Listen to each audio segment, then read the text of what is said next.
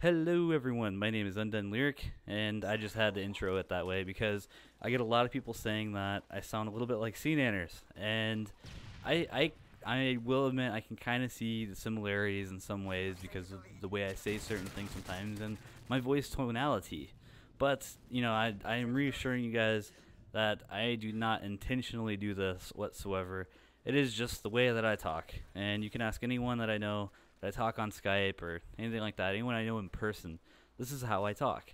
And, unfortunately, some people think that it sounds like, other people that are in bigger and better places than myself, as far as the YouTube community goes, anyways. So, yeah, just kind of want to clear that up that I'm definitely not copying the guy. I mean, I will admit he is a great commentator. He's, I almost hate to admit this, but I'm just being honest. He probably is one of my favorite commentators, just because I love his personality. He's awesome, awesome guy. But that doesn't mean it's the basis of, how I perform my commentaries, or that's where I have my inspiration from, or anything of the sort. So I just sort of want to clear that up a little bit because I've always had that thrown around at me. It might not be every single video, someone might say something like that. However, I'll usually, at least once or twice a week, I'll get some sort of comment or some kind of message that someone says that. And, I don't really look at that as like a terrible bad thing. It's like a double-edged sword. On one end, I sort of look like it's a bad thing. On the other end, I kind of see it as a good thing. Now, the way I see it as a bad thing is I don't want people going around thinking that I'm going around copying people, all that sort of like nonsense, which I do not do. And, because I am my own person. I am who I am, and I'm going to be straight up about it. And that's just the way that I am. And those are lyrics. I didn't mean to do that. I hope that's not copyright infringement. I really didn't mean to do that. So, anywho, this is a gameplay that is, 28? I got 28 kills on a regular 6v6 TDM, which really isn't too bad, I don't think. I mean, because a lot of times, let's face it, especially if you have decent teammates, it is hard to get, 25 plus kills in a regular team deathmatch if you have good teammates. If you have bad teammates, it's a lot easier, but sometimes when you have bad teammates, it's hard to carry your own weight. I've ran into that type of issue, several times. But, I was actually playing with some pretty decent people. I think we all did pretty decent. I just so happened to get more kills than everybody else on the team because I happened to be in the right place at the right time all of the time.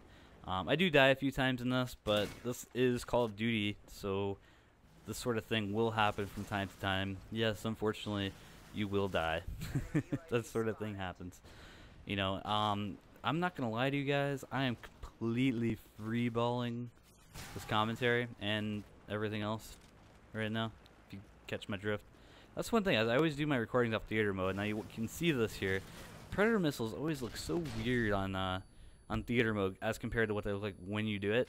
I don't know why. I just don't like to sit there and record everything as I'm playing all the time. I'd like to just play the game, have fun with it, do my thing, and then if I so happen to get a good gameplay out of me just goofing off or whatever, I go back and I record it. And I have a lot of people saying like, why are you using the Kembo FMG9s? And I have to say to you, striker. It's one word, striker. And I have to have something to defend myself against the striker, because it seems like more and more every lobby I'm getting into, if I'm within 50 feet of someone, I'm getting killed by a striker. So I have to be able to use something to defend myself against striker, because the FMG9s are the only thing that I've been able to use that can drop someone faster than a striker can at a further distance away. Yeah, someone's in front of you, 5, 10, 15 Call of Duty feet. I'm saying Call of Duty feet because, I mean, it's not real. So if anyone is, within that radius, they can usually one-shot you if they have extended mags with the striker. And I don't know. I mean, I wouldn't say the gun is completely overpowered, because most of the shotguns in Call of Duty, let's face it, they kind of suck. They're not the best guns in the game. So I can understand how, they try to give something an advantage here and there. But the problem is that I'm running into, that I was really running into last night, it was very frustrating. Actually, I almost never rage quit, but I rage quit out of 3 games last night when I was playing by myself. Because I would have been, I was actually going for Moab last night. and I think I got like 2 or 3 shy of it, and then some dude he didn't even come around the corner at close range and hit me with a striker. He actually hit me like, I don't know, 30 Call of Duty feet away from me, and he completely nailed me within like 2 shots. And I'm like, oh my gosh, you know, like, I wish you would have had a gun, because I would have killed you. You know. Well, I guess the striker is a gun, but you know what I mean. I don't know.